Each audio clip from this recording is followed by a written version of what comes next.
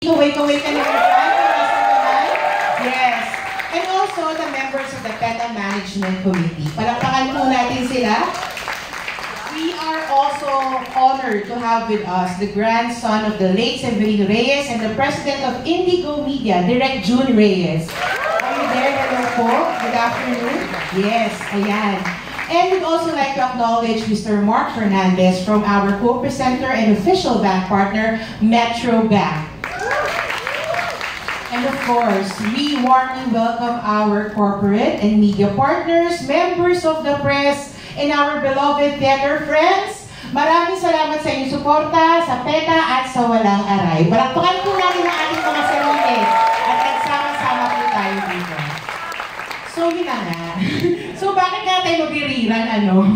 So, why a rerun? Dahil siguro sa mundo at panahon ngayon na medyo marami tayong dinadaing, at maraming sakit, we need Walang Aray, pa more. And as PETA newest artistic director, my commitment to PETA is to curate with, by, through, and for care and change. This season, we explore how love and power intersect, examining how our romantic, familial, and national relationships are shaped and often wounded by systems of control. Walang Aray reimagines history and invites us to ask, what if love is not just a feeling, but a revolutionary act? What if theater is not just an escape or a form of entertainment, but a way to face our truths? Inspired by Severino Reyes' Walang Sugat, this version doesn't pretend we are unhurt.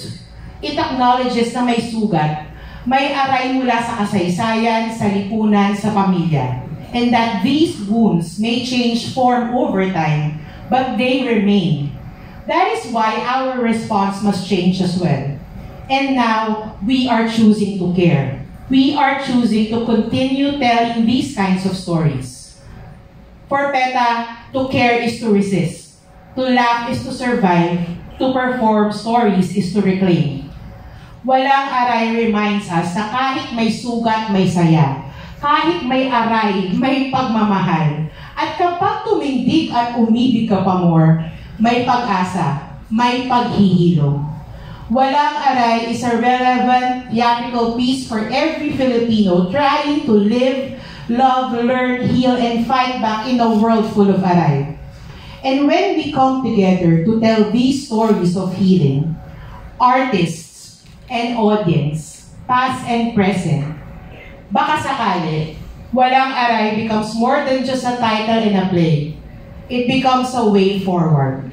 Mapagpalayang pagkukwento at pakikilahok sa ating lahat. Maraming salamat po. Thank you, Jamie.